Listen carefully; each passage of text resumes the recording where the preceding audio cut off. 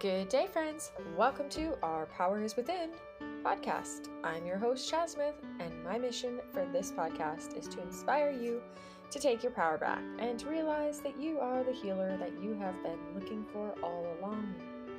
We have the capacity to heal in mind, body, and soul. This week's challenge is going to be simple. Or is it?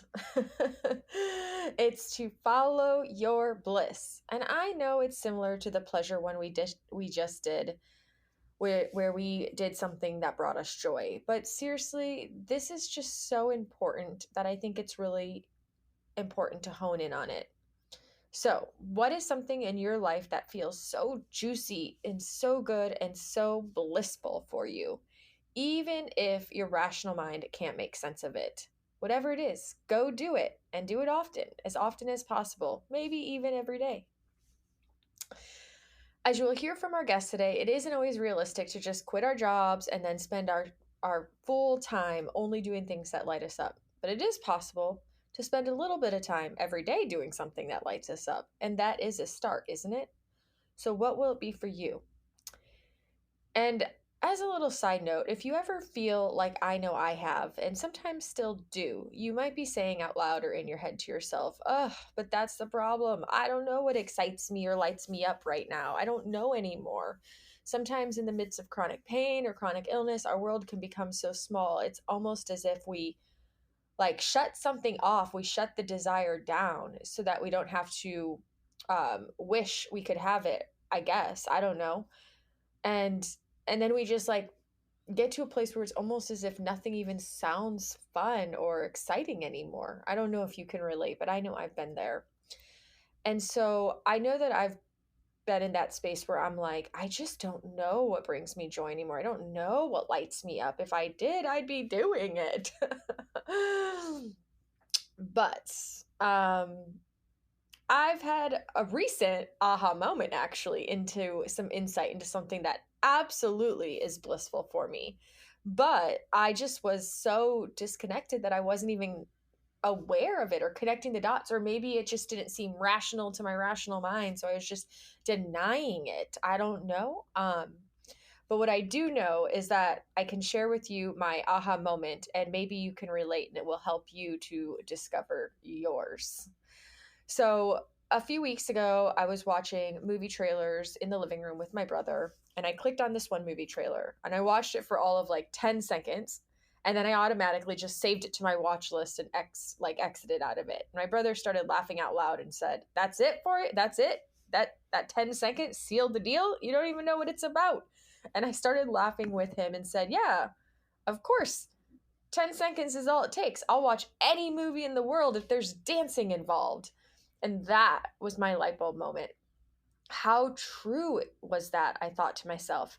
I am so drawn to every single dance movie out there, even the corniest dance movie, even bad acting dance movies. It doesn't matter. If there's dancing in it, I'm watching it.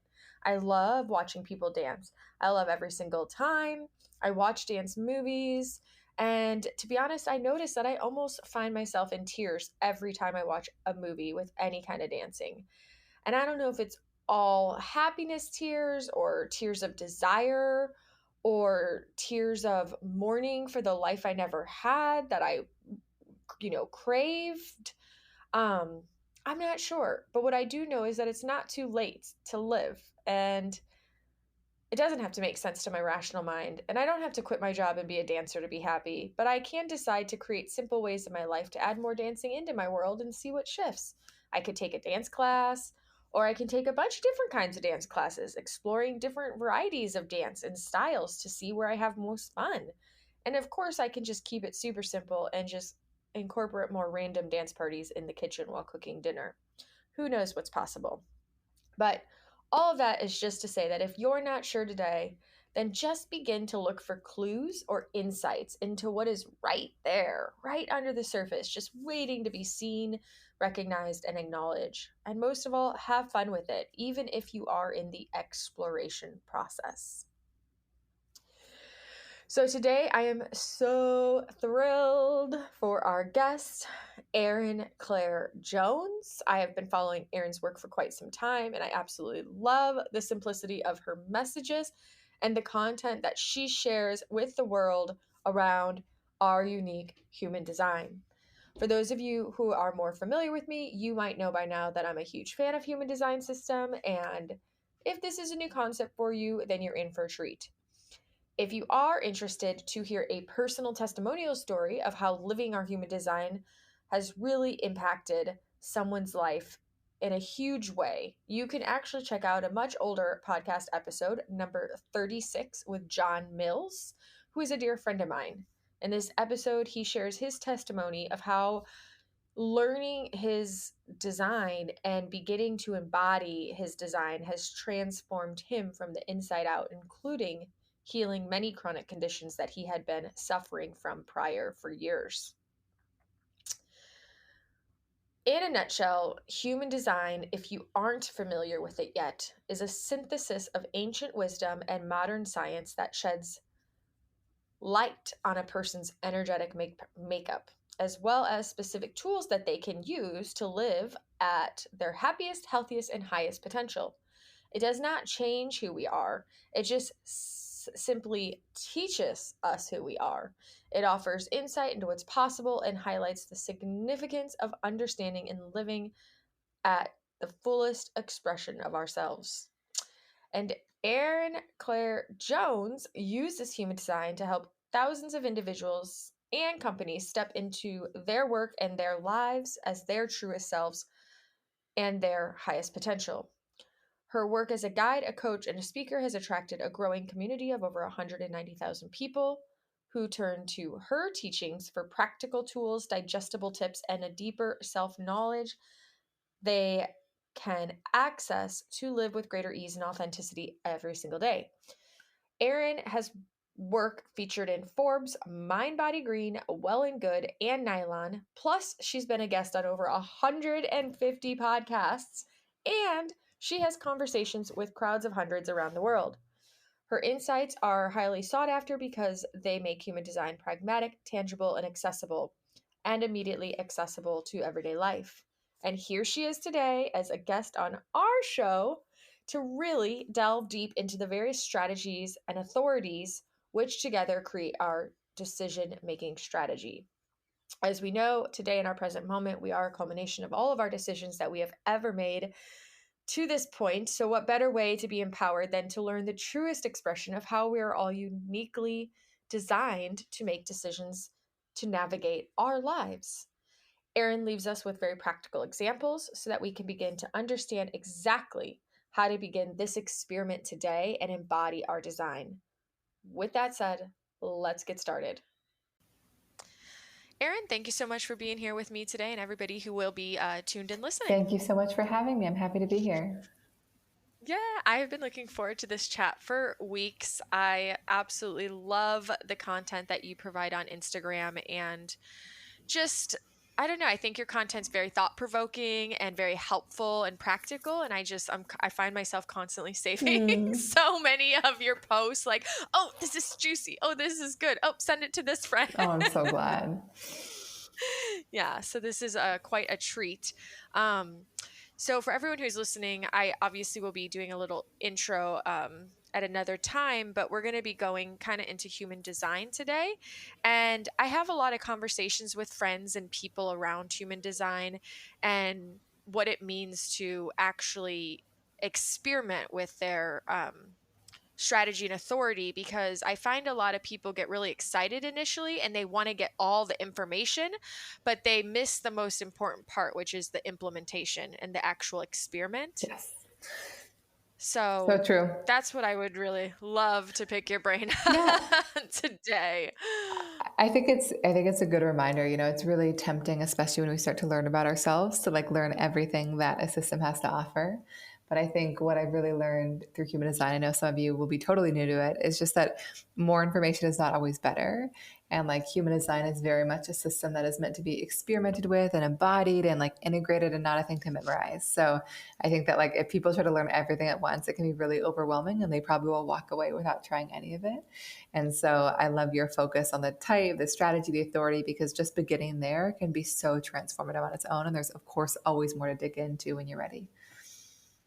Yes, yes. So if you're open to it, I would actually be so interested in having you share with the audience some of the magic that you have personally witnessed in your life as you have experimented with strategy and authority and really embodied living your design. Of course. So when I first discovered human design in 2015, which was like a super serendipitous encounter with a stranger, he let me know, and I know we'll talk about all the different strategies and authorities, but he let me know that my strategy in human design was not about initiating or chasing after things. I was really meant to be invited in and recognized. And I had spent a lot of my life chasing after. So that felt like really new. And then he also let me know that my authority, which is how we make decisions, was that I wasn't designed to make decisions in the moment or be spontaneous. I was really meant to kind of sleep on things and feel into things. And I had been very spontaneous my whole life and also very regretful. And so I think learning those two pieces was very confronting. I was like, I have tried to be everything but that. Like, is that actually allowed? And so I think what I've witnessed since then is one, like life has just felt better. I think I've really kind of aligned with a way of building a business and showing up in a relationship in a way that just feels so much more naturally aligned to me. I think I was experiencing a lot more resistance in my life. And I think my life is much more flowy now than it's ever been. But also, like on a more tangible level, like I've just seen so much expansion. Like I discovered human design, I built a business around it. It's been amazing. It's grown tremendously. Like I met my partner, just like so many things, just like after another, where it feels like I never know where things are going, but I just know that like where I am is perfect. And so, like, I've just seen such tremendous kind of like personal growth and material growth in my life. And I just feel so much more satisfied. And I think that really comes because I'm like not trying to be a thing that I'm not. And I've really just chosen to align with how I'm designed to operate best. And I think that's so much of what human design does is it's instead of being like, this is the one roadmap that we all follow, it's like, what's your unique roadmap? Here are like all the tools for you to kind of align with your unique potential. And it's not assuming that we're all meant to do things differently, that we're all meant to do things, sorry, the same. Right. Right, exactly. And so then I'm gonna say that you're a projector with emotional authority. I am. Yeah. All right. That's a tough one for some people because they're like, well, wait. So I have to wait to be invited and recognized, and then I also have to wait to make the decision. And just because I'm invited doesn't mean it's right for me. Yeah, yeah, and again, like it is such a journey, but I really realized that like how we enter into things is everything, And so when I enter into things because I'm chasing or because I'm being spontaneous, it never often leads to good things. But if I like really wait for the right people to recognize me and I take my time to really ensure a commitment's right, it really allows me to just like have such more fruitful commitments.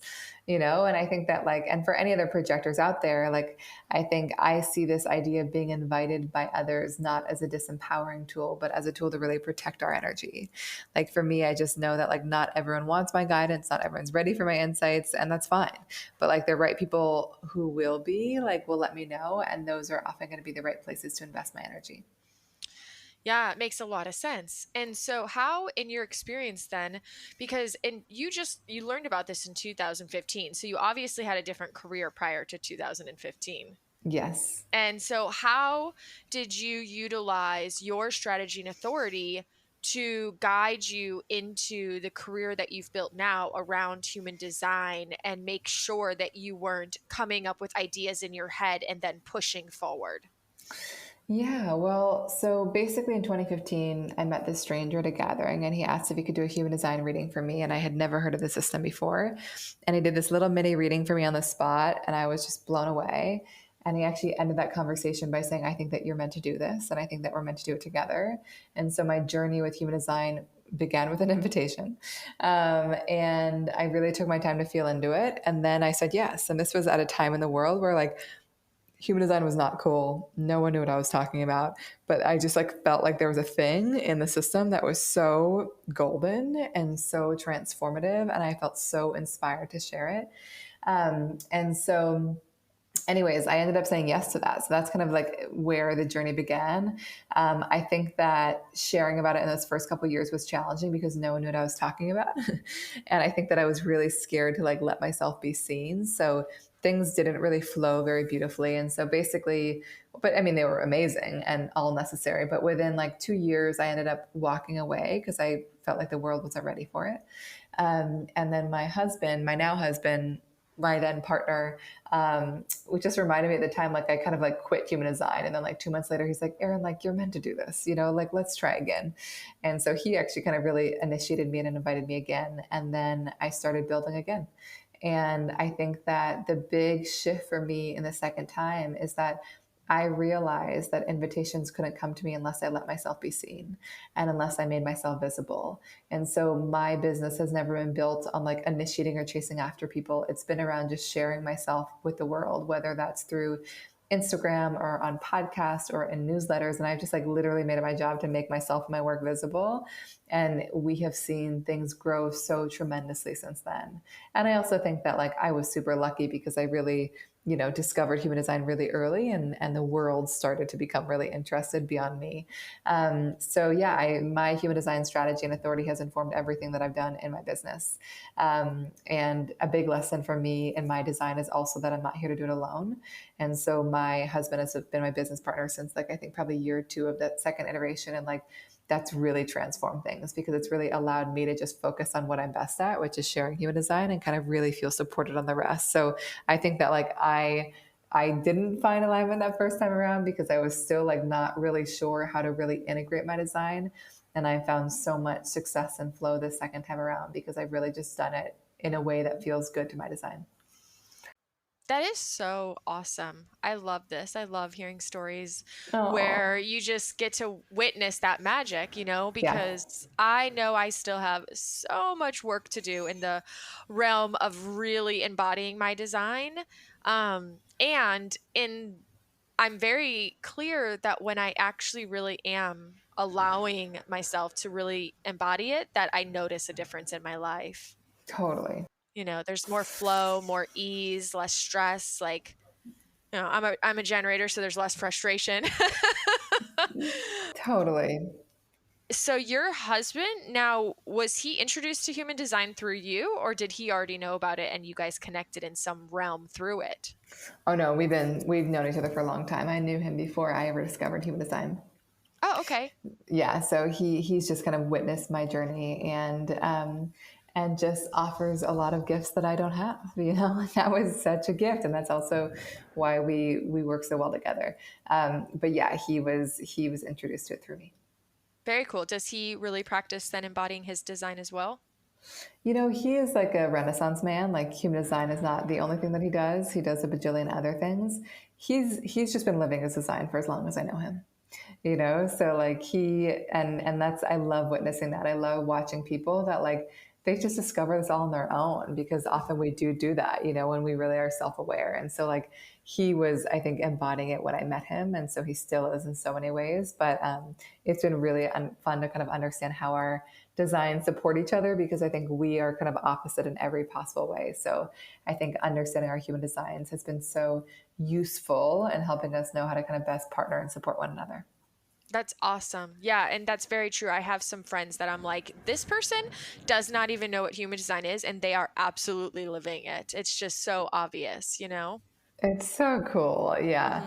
And I Yeah. love looking, like doing celebrity profiles and kind of looking at that, because again, like I think someday we won't need human design. I think at this point, it's a really amazing tool to let us know how we each operate and the tools to really step into it. But again, as we do more work on ourselves and become self aware, that's going to be a very natural journey to go on. Yeah, yeah, absolutely. And I think it's fantastic that we have these tools for when we're not as self-aware or as connected intuitively. So it's nice to be able to have something like this to help us. Exactly. Totally agreed. Okay, so you had said as a projector, you knew that you weren't meant to do it alone. And is that pretty standard for all projectors? Some projectors are perhaps be more independent than others, but I think projectors aren't really here to be consistent doers.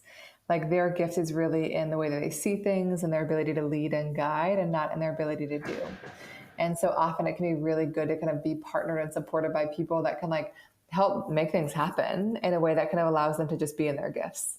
And so in the context of my business, I think that my job in the business, our business, is to be really good at human design, and to share human design with the world. And there's a lot that I don't do, and I think that that was a big lesson for me to not kind of try to just be this doer and entrepreneur and be good at everything, but be like, let me just really hone in on the thing that I'm really good at. So I think that everyone's different, but I do believe projectors can really, really benefit from support from others in business, especially people that just bring a gift that they don't have. And honestly, we all can benefit from support. It's just going to look a little bit different for each type. Right, right, exactly. Because I mean, as we learn, like we all have different strengths that we Yes. can bring to the table. Okay, so maybe we start with projectors since that's where we're kind of already at, and we can talk a little bit about projectors and then some of the different authorities, going into emotional authority and a few other of the popular authorities within the projector type.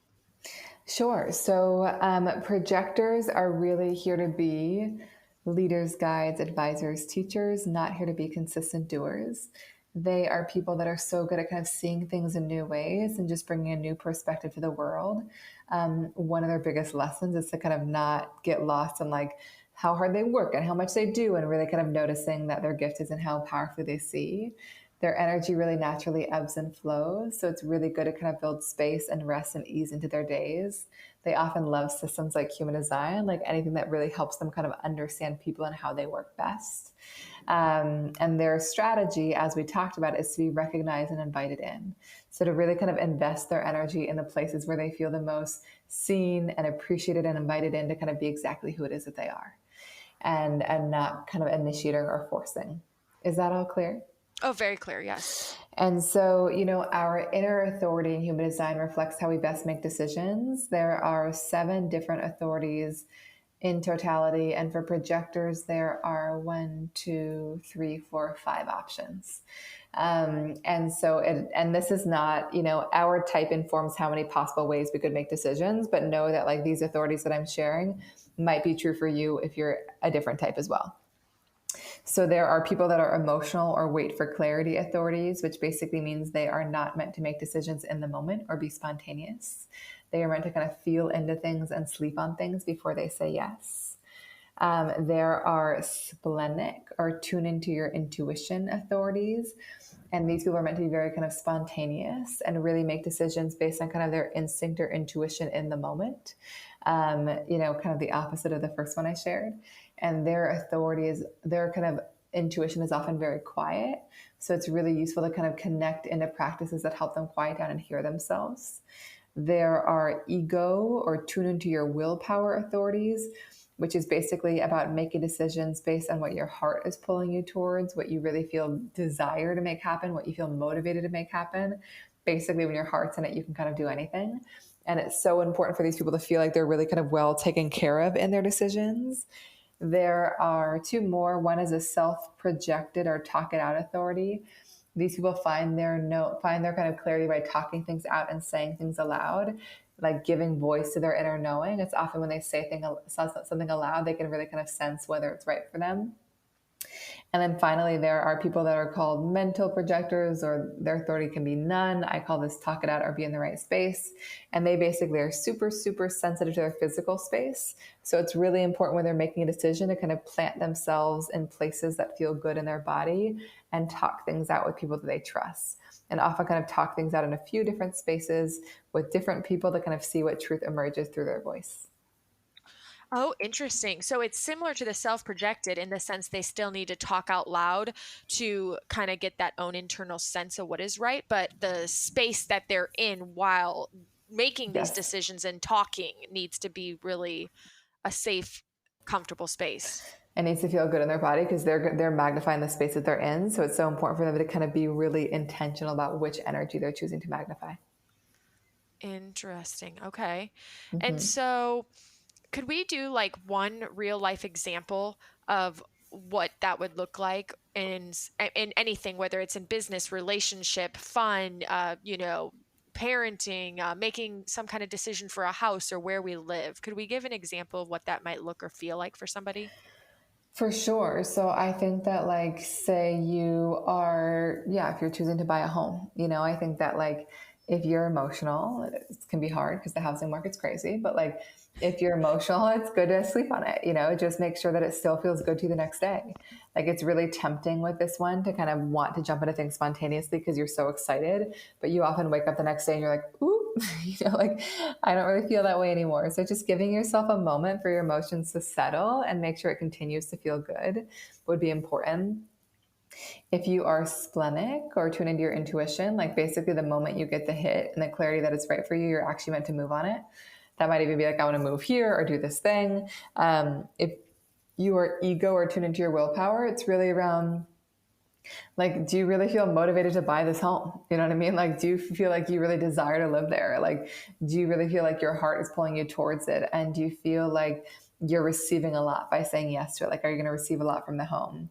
If you're self-projected, like, I would really kind of just talk the decision out, like just call a few people that you trust and just kind of vocalize, like, does this feel like the right direction for me? Does this home really feel like it'll make me happy? Like, does it really kind of feel like it'll be a good place for me to express myself and be myself? And then finally, for the last one, very similar, but it's good for you to kind of, like, perhaps go to your favorite restaurant that night and kind of talk it out with the person that you trust. Make sure the house itself feels really, really good in your body. Maybe go for a walk in your favorite park with another friend and kind of talk it out and kind of see what truth emerges through that process. Wow, interesting.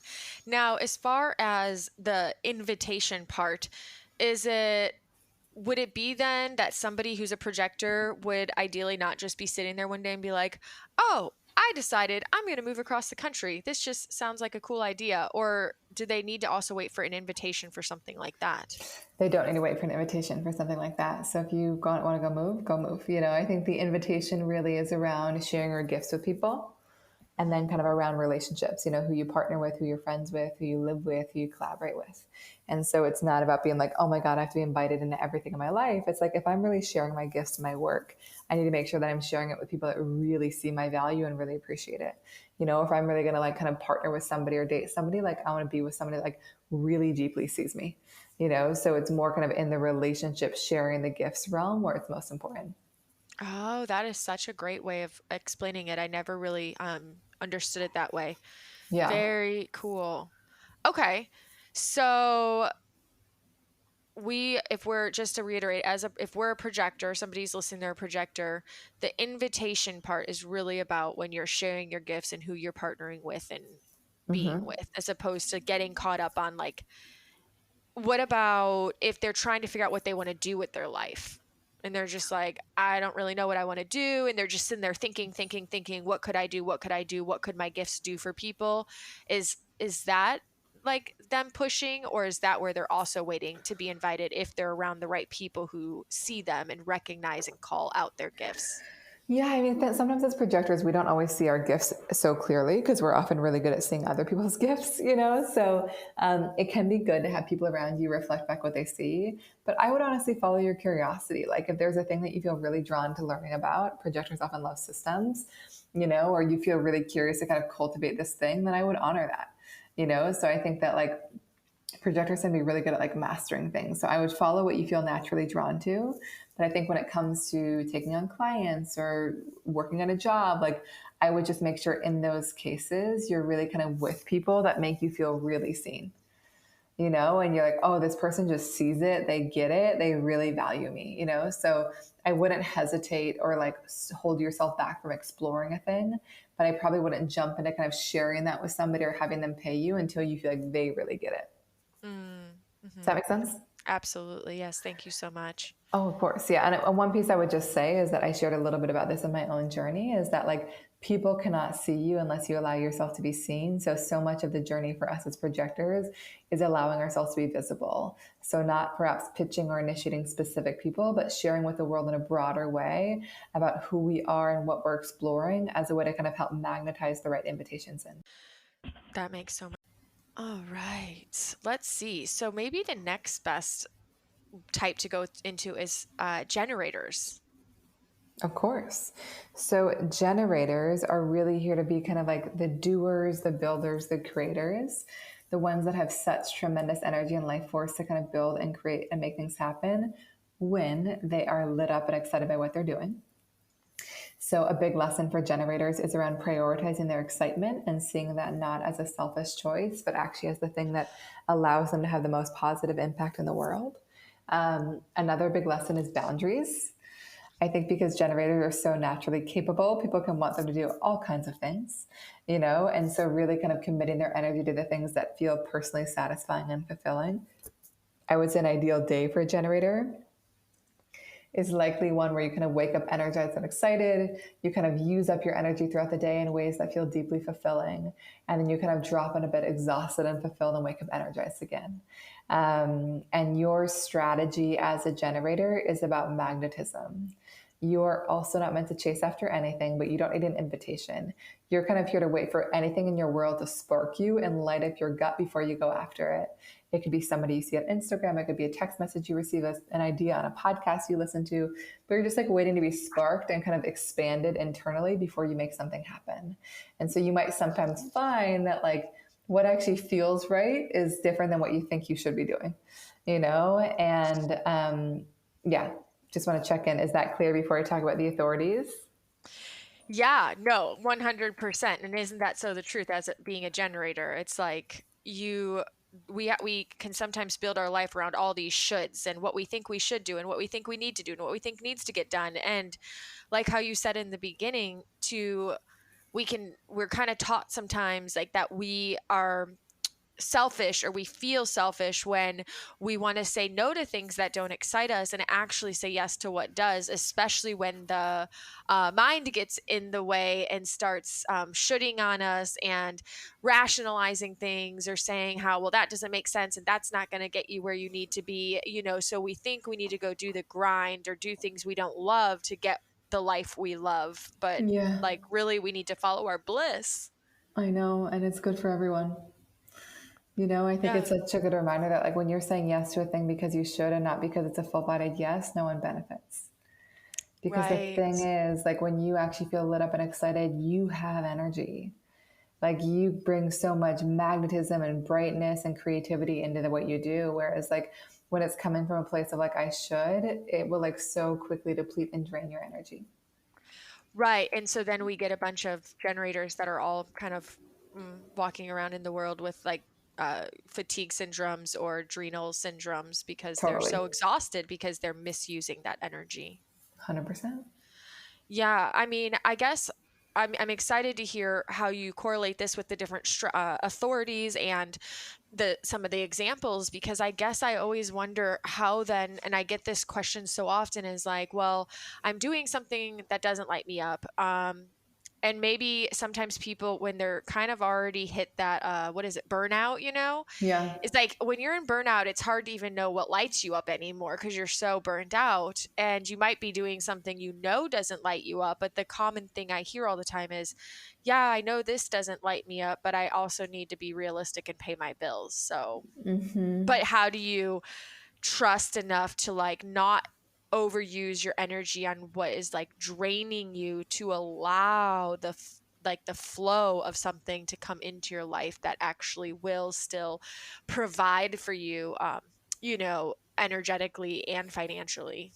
Yeah, and like to believe that you could do work that lights you up, and that like you could probably be competent at many things. But again, you being lit up by a thing is just going to allow you to tap into like a whole different level of energy. And like it's also often not feasible for somebody to be like, oh, I'm like frustrated in my job. I'm going to leave tomorrow. There's obviously like they might really often we really depend on our jobs, And so I think my biggest recommendation, if you're in that position where you're like, oh, like I feel that, but I also feel really like frustrated at my job and I don't feel like I can leave. Like, I think like really carving out time outside of your job wherever possible, mornings, evenings, weekends, to just kind of use your energy in a way that does feel more satisfying, whether it's going to yoga, whether it's a passion project, whether it's spending time with a certain person, like it will start to help to magnetize more things your way. It's hard to kind of pull things to you to respond to when you're like doing things you really don't enjoy. And so even just creating little pockets of satisfaction and excitement is such a beautiful tool to kind of make you more magnetic to aligned opportunities. Mm-hmm. Yeah, and trusting that over time as you're committed to that, it will grow. Exactly. Yeah, and I think it's also important to like note that it's also okay if what lights us up today changes in 6 months. Like Totally. I know that I've been on this side where it's like, oh, well, this has always been so fun to me, and lately it just doesn't do it for me. But then again, the mind gets in the way, and you think, well, this should be fun. This used to be fun. This has always been joyful, and you wonder like, well, but it's not lighting me up today. And guess what? It's okay. Things change, and we can Yes. like it just means we're meant to now like pivot and shift and explore in a new direction. Exactly. Yeah. And like I would say for all generators, just like it's really good to just take inventory often, just to kind of make sure that you're aware of what are the things in your life that are really giving you satisfaction, that really do light you up, that really do excite you, and what are the things that feel pretty like consistent sources of draining or depletion, and just being aware of those things. And it doesn't mean you can always let all the things go that drain and deplete you, but becoming aware of them is really useful as a way to kind of let them go in the future. Yeah, making a plan to eventually. Yes. Okay, so let's talk about the authorities for the generator. So there are two possible authorities for generators. So they can either be sacral, trust your gut, or emotional, wait for clarity. So basically, if you're somebody who, and also I'm sure we can put a link in the show notes, but you can look up your design at humandesignblueprint.com. So if you are sacral, trust your gut, it basically means that you are designed to make decisions based on your gut feeling in the moment. It's a very visceral feeling in your belly that will either kind of pull you towards or push you away from a thing. And it basically means that as soon as you get a full bodied gut yes, you can move into action. And if it's anything but that, it's often not the right thing or not the right time yet. And the gut does not come with a reason. It's more of a sense of like this thing feels right or it doesn't. And so, sacral, trust your gut feeling in the moment. You see that house, you're like, oh my God, yeah, so much expansion. Let's do it. Like, go for it. If you are emotional or wait for clarity, you also have a really strong gut response. And it's meant to be a thing that you trust in all your small daily decisions. But actually, for the bigger decisions, you're not meant to jump into it. So, I would suggest that these people pay attention to kind of their gut instinct in the moment and then sleep on it and check back in the next day. And if their gut feeling is still strong, then I would move forward with it. And one thing I would recommend for both of these people is that the gut feeling is often the most kind of activated by specific yes no questions. And so it can be really useful to have the people around you give you options instead of like an open ended question. So if you and I were going to dinner, instead of being like, hey, like, where do you want to go for dinner? What do you want to do tonight? I would actually probably ask you, like, do you want to go out for dinner or cook at home? Like, do you want to go here or here?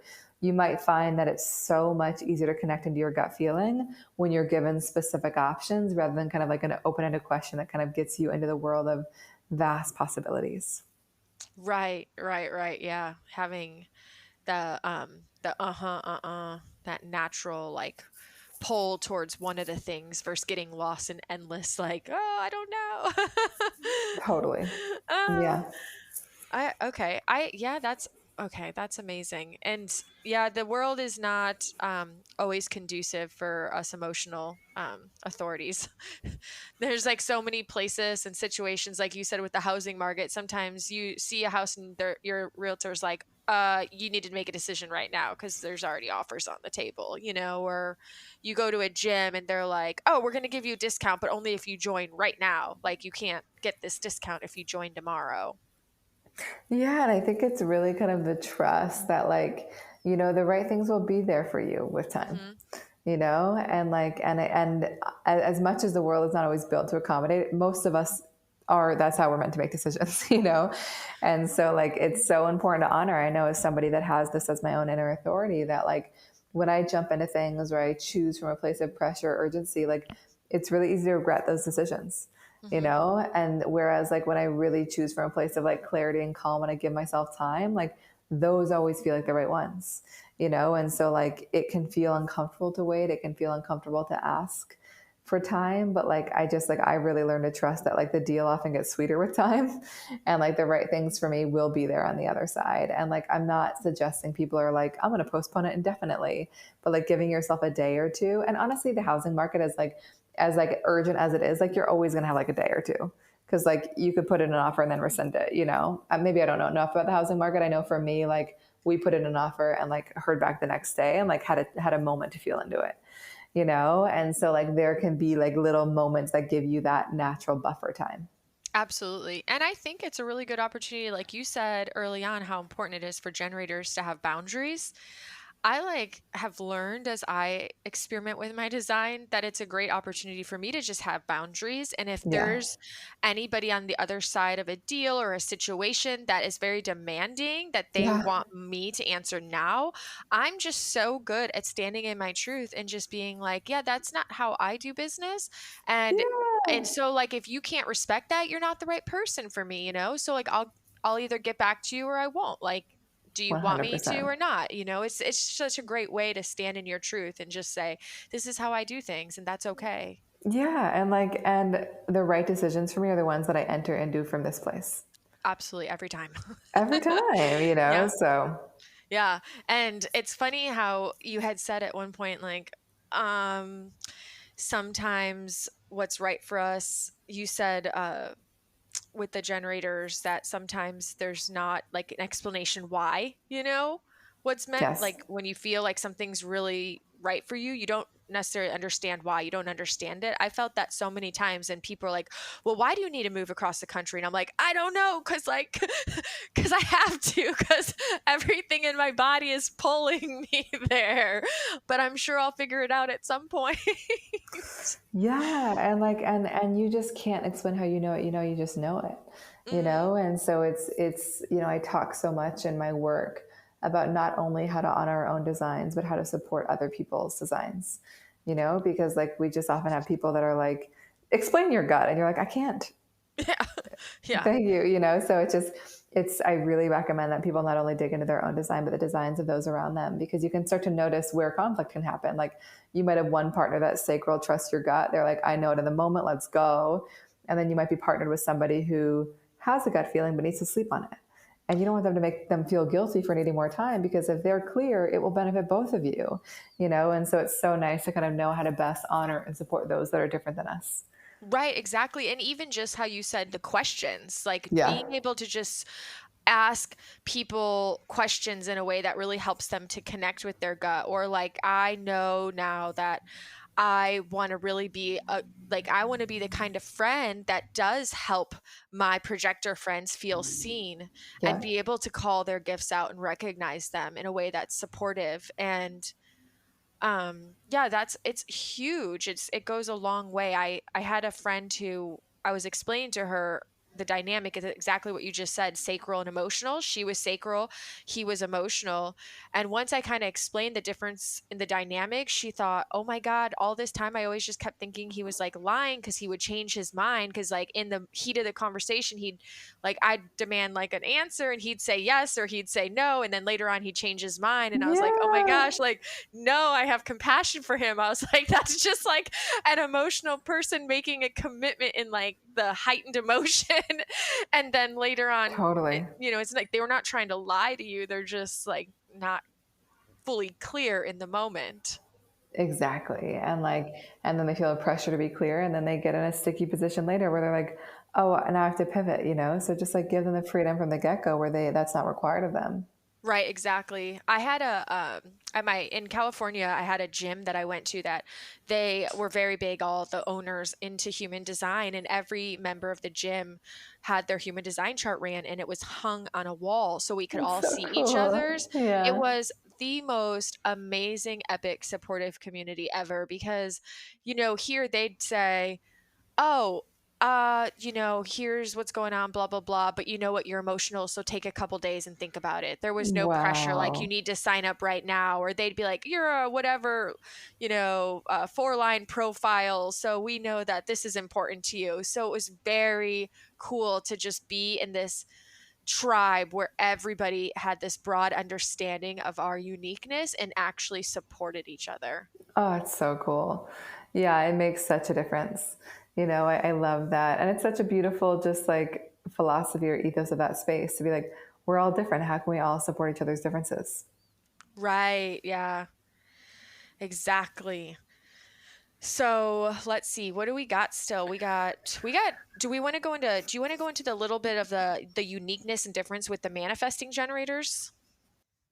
Yeah, so manifesting generators are very similar in so many ways. Like a lot of people group them together. So, if all that resonated, that makes a lot of sense. I would say some of the distinctions is just that like manifesting generators tend to be quite multi-passionate. They often like moving their energy in between different things. They might get a little bit bored if they're doing a thing for too long. So it's good to really kind of have the freedom to like pivot and shape shift and course correct and just keep evolving and reinventing themselves where they want. And they also are really good at moving fast. Their gift is like finding the quickest way to get from A to Z, but not necessarily in handling every single step along the way. And so it's really good to kind of be surrounded by people that help them with the step by step in a way that kind of really frees them to move fast and be in their own flow.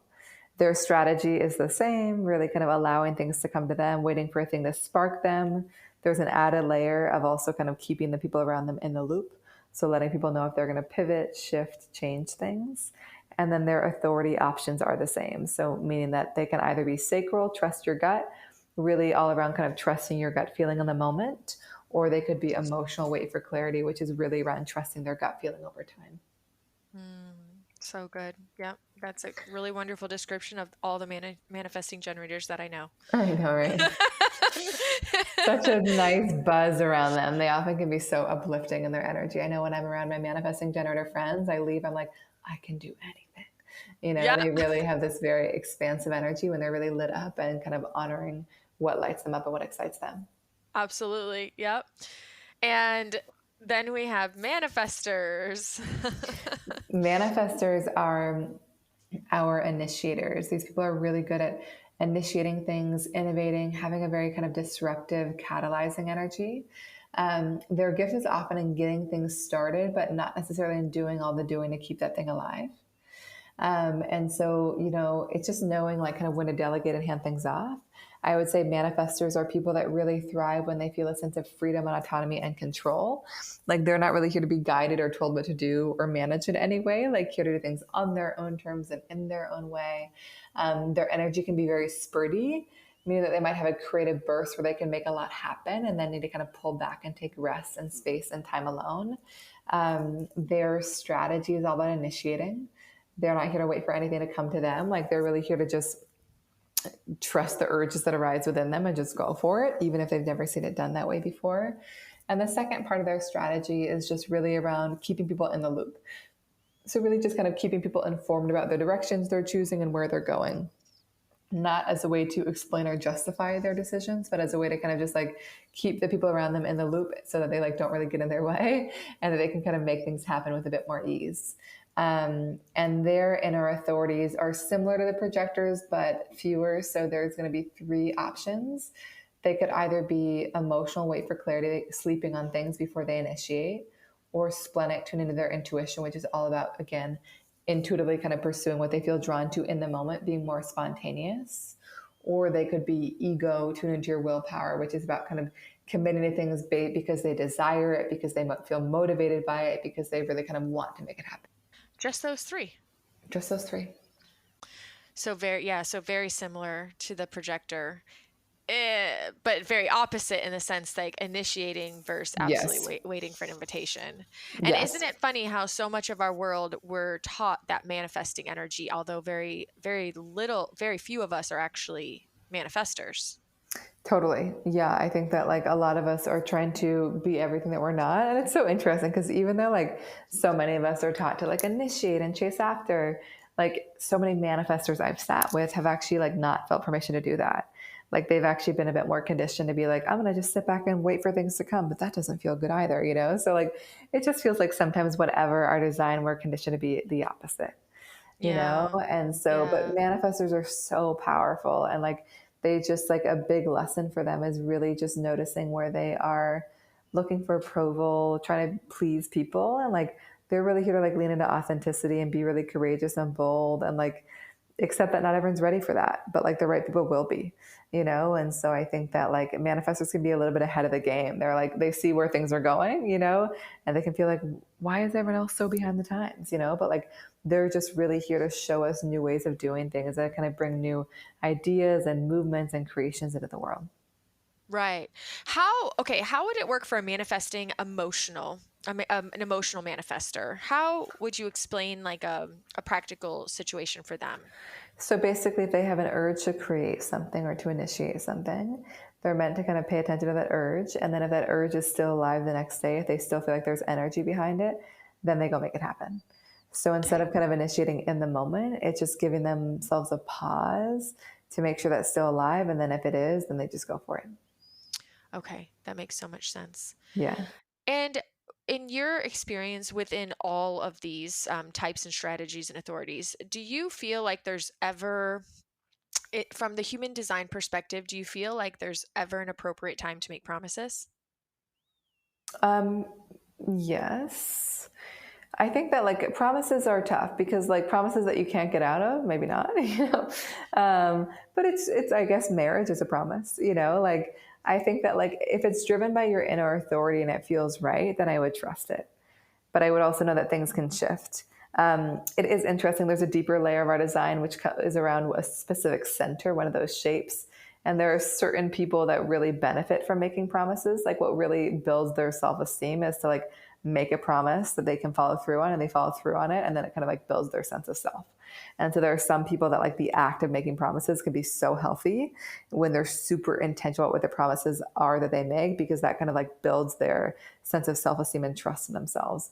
Whereas for others of us, we can be really like prone to overpromising. So it can be good to kind of like be a bit more flexible in the promises we make.